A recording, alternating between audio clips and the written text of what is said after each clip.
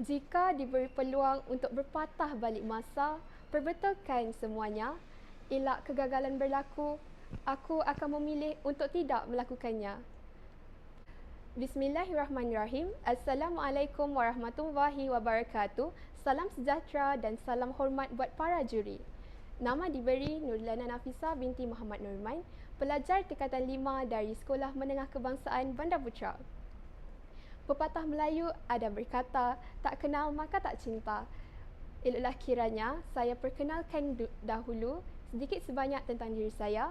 Di sekolah, saya memegang jawatan sebagai pengawas bermula pada tahun 2019 sehingga kini. Selain itu, saya dilantik menjadi pengerusi Persatuan Pandu Puteri SMK Bandar Putra, memandangkan saya sering melibatkan diri dalam pelbagai aktiviti Pandu Puteri sehingga ke peringkat antarabangsa. Tambahan pula, saya juga merupakan calon anugerah Pandu Puteri Raja pada tahun ini. Andai patah sayap Raja Wali, bertongkat jua saya kemari. Bukan kerana ingin bermimpi, tetapi untuk sama-sama kita memahami, menyelami dan mendalami sebuah karya yang berisi penuh dengan mutiara kata. Pelukis jalanan ini mengandungi 215 muka surat dan 11 bab di dalamnya. Terdapat juga ruangan galeri yang memaparkan hasil lukisan penulis sendiri. Kategori buku ini ialah fiksyen Melayu yang diterbitkan oleh Nilam Publication pada tahun 2016. Sebelum kita membelit setiap bait perkataan yang ada di karya ini, mari kita berkenalan dengan penulis buku ini terlebih dahulu. Novel yang berjaya meninggalkan kesan yang mendalam kepada saya ini merupakan karya Temeh Abdullah. Kisah yang diceritakan dalam pelukis jalanan ini merupakan kisah benar yang dilalui oleh penulis ini sendiri semasa menyambung pengajarnya dalam jurusan seni bina di London. Menjadi pelukis jalanan merupakan salah satu cara penulis menampung kos pengajarnya. Kini, penulis telah pun menjadi seorang arkitek berjaya. Buku ini mengisahkan tentang kebangkitan selepas melalui fasa kegagalan. Meniti wasitah nirmala yang pertama, pembaca dibawa mengenali permulaan kisah kehidupan Temeh Abdullah yang merupakan seorang pelajar cemerlang SPM dan dia ditawarkan program persediaan untuk keluar negara dengan tajaan sepenuhnya. Untuk melayakkan diri terbang ke luar negara, Temeh dikehendaki menduduki program A-Level dan memperoleh keputusan yang ditetapkan oleh pihak penaja. Tetapi, Temeh seakan-akan hilang fokus terhadap pelajarannya. 2 bulan sebelum peperiksaan, Temeh tersedar tentang harapan keluarga yang diletakkan kepadanya.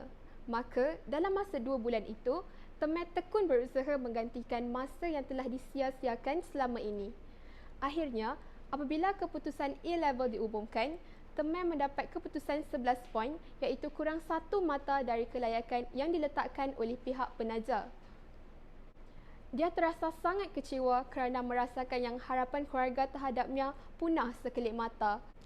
Walaupun Temeh telah menerima tawaran dari universiti di United Kingdom, tetapi ianya tidak bermakna tanpa pembiayaan dari pihak penaja. Setelah puas berfikir, dia tekad untuk meneruskan pengajian ke luar negara dengan pembiayaan sendiri. Temeh berhadapan dengan pelbagai dugaan dan cabaran ketika di sana. Masalah duit, kerana tuan rumah, kesusahan beliau belajar sambil bekerja untuk menyara diri sendiri dan membayar yuran pengajian. Temeh tidak patah semangat. Sebaliknya, dia mula melukis di jalanan semasa bersia-sia di kota London. Hasil lukisannya dapat menambat hati masyarakat dan menempa nama di Instagram. Beliau dikenali sebagai Temeh si pelukis jalanan. Meneliti naskah pertama Temeh Abdullah ini seakan-akan seperti menonton kisah kehidupan beliau. Terasa seperti masa tidak bergerak sesaat larut dalam penceritaan beliau. Apa yang boleh saya katakan? Tidak rugi membaca karya pertama tulisan Temeh Abdullah ini kerana banyak kata-kata semangat dan tidak putus asa disematkan dalam buku ini.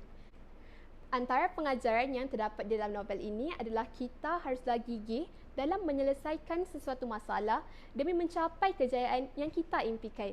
Seperti Temeh yang sanggup bekerja sambil belajar ketika dia ditimpa masalah kewangan. Selain itu, beliau juga berani untuk meneruskan pengajiannya di kota London walaupun tanpa tajaan dan persediaan yang secukupnya. Walaupun sikap Temeh agak terburu-buru, namun saya tetap kagum dengan tindakannya. Tanpa keberaniannya itu, sudah pasti dia tidak akan mendapat pengalaman berharga ini. Di samping itu, novel ini memberi kesan ke atas diri saya khususnya dalam memikirkan hala tuju kehidupan terutama selepas menduduki peperiksaan SPM nanti. Saya dapat membayangkan diri saya berada di tempat Temeh dan saya perlu memikirkan serta mengatur dengan baik masa depan yang saya impikan. Novel ini memberikan inspirasi kepada para pelajar bahawa bakat yang terpendam yang ada dalam diri masing-masing sememangnya boleh digilap dan boleh menjadi kunci utama untuk mereka berjaya suatu hari nanti. Ia akan kekal dongeng jika engkau tidak mula berjalan.